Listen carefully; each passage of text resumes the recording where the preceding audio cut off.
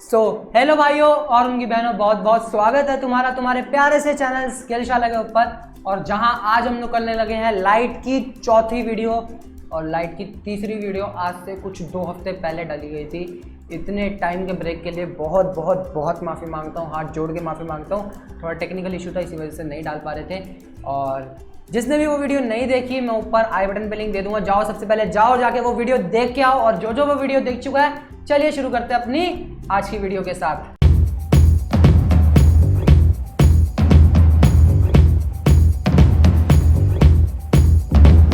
तो यार तुम्हें पता है आज जैसा कि आज 5 सितंबर आज टीचर्स डे है और हैप्पी टीचर्स डे तुम सभी बच्चों को जो हमें जीवन के हर मोड़ पे कुछ ना कुछ सिखाते रहते हो।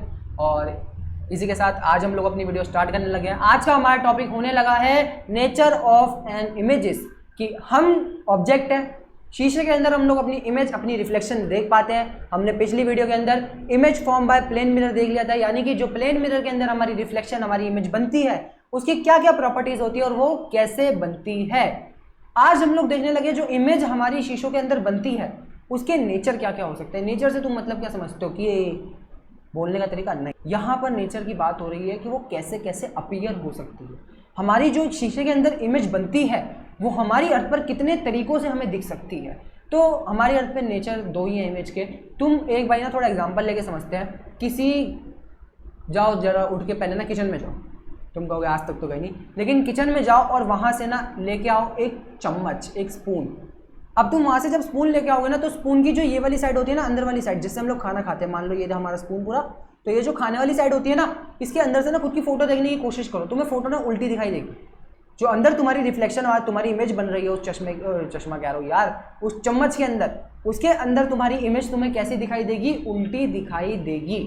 ऐसा किस वजह से हो रहा है? तुम्हें उस चम्मच के अंदर तुम्हारी इमेज उल्टी क्यों दिखाई दे रही है? उसी जगह अगर तुम एक प्लेन मिरर ले आओगे, एक शीशे के सामने जाओगे, तो तुम्हें तुम्हारी इमेज जो तुम्हारी रिफ्लेक्शन है वो सीधी दिखाई देगी, मतलब तुम्हारा सर ऊपर और पैर नीचे। लेकिन अगर चम्मच के अंदर देखोगे तो चम्मच के अंदर क्या दिखाई देगा? सर नीचे पैर ऊपर। ऐसा किस वजह से होता है? इमेजेस के सिर्फ 2 ही नेचर होते हैं, एक हमारा होता है इरेक्ट इमेजेस और एक हमारी होती है इन्वर्टेड इमेजेस। या तो इमेज सीधी होगी या तो इमेज उल्टी होगी।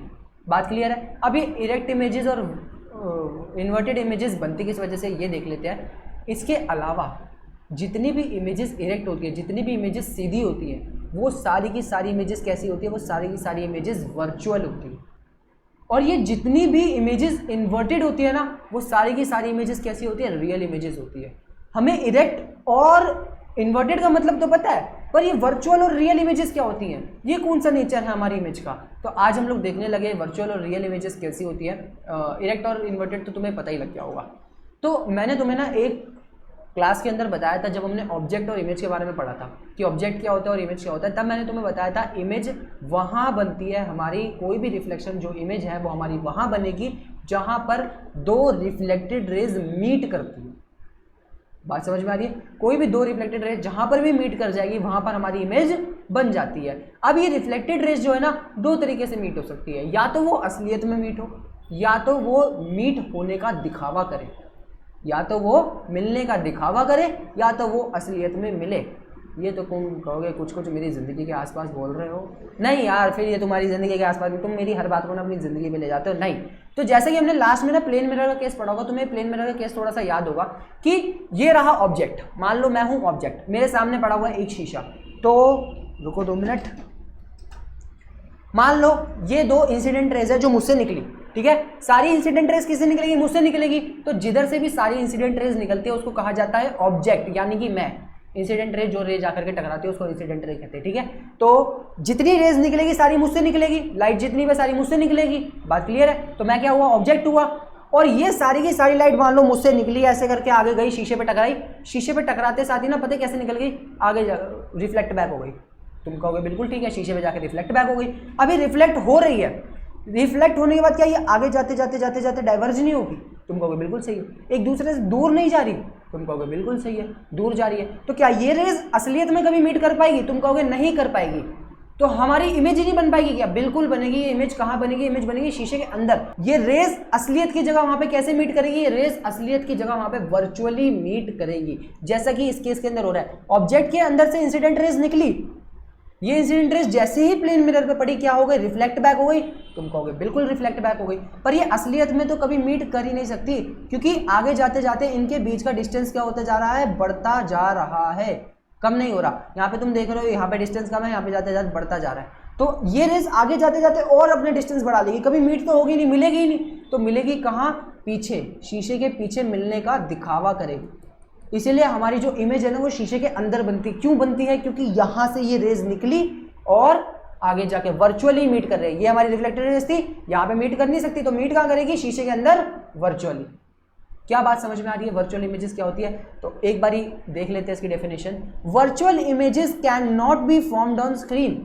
कभी भी हमारी जो वर्चुअल इमेजेस होती है उनको स्क्रीन पर ऑब्टेन नहीं किया जा सकता। या तो तुम एक तरह से इतना भी मान सकते हो कि ये भ्रम है, असलियत में मीट नहीं करती यहाँ पे रिफ्लेक्टेड रेस। साथ ही साथ इट इज ऑलवेज इरेक्ट। जितनी भी वर्चुअल इमेजेस होती है सारी इरेक्ट होंगी। हर एक वर्चुअल इमेज हमारी इरेक्ट इमेज होती है, मतलब सीधी होती है। It is formed when ray of light appears to meet. कब बनती है हमारी वर्चुअल इमेजेस, जब हमारी जो रे ऑफ लाइट है वो मिलने का दिखावा करती है। या फिर हम लोग कह सकते हैं और मीट वर्चुअली, असलियत में मीट नहीं कर रही, वर्चुअली मीट कर रही है।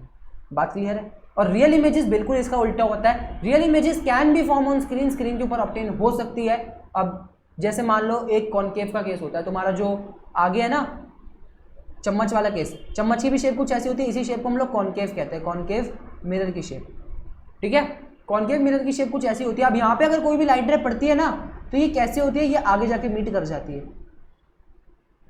किस वजह से होता है, कैसे होता है, किस लिए होता है, ये सब हम लोग आगे पढ़ेंगे जब हम लोग स्फेरिकल मिरर के बारे में पढ़ेंगे। लेकिन अभी मान लो कोई भी लाइट रे आती है ना तो ये कॉनकेव का इतना ही रहता है कि भाई इसको मीट करवा दो। कोई भी पैरेलल रे आ रही है तो क्या करेगा, सारी रेस को मीट करवाएगा। अब यहाँ पे मतलब यहाँ से अब रेस आई और वो क्या करेगा, रेस को असलियत में मीट करवाएगा। उसको कहीं पीछे जाने की जरूरत नहीं पड़ रही रेस को। जब असलियत में रेज मीट होती है तो वहाँ पे हमारी क्या बन जाती है, वहाँ पे हमारी इमेज बन जाती है। अब अगर इधर मैं कोई स्क्रीन रख दूंगा ना तो मैं यहाँ पर अपनी फोटो देख पाऊंगा।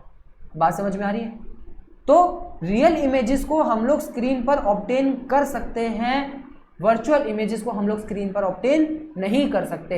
रियल इमेजेस हमेशा कैसी होती है, इन्वर्टेड होती है। It is formed when ray of light actually meet at a point. हमारी रियल इमेजेस तब बनती है जब हमारी जो रेज ऑफ लाइट है वो असलियत में मिलती है, असलियत में मीट करती है, मिलने का दिखावा नहीं करती।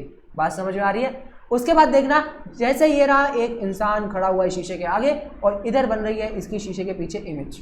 तुम देख पा रहे हो यहाँ पर इंसान सीधा खड़ा हुआ है तो यहाँ पर इसकी इमेज भी सीधी बन रही है। इसी चीज को कहा जाता है इरेक्ट नेचर, किसी भी इमेज का इरेक्ट नेचर। और जो इमेज इरेक्ट है वो हमेशा क्या होगी, वो हमेशा वर्चुअल होगी ही होगी।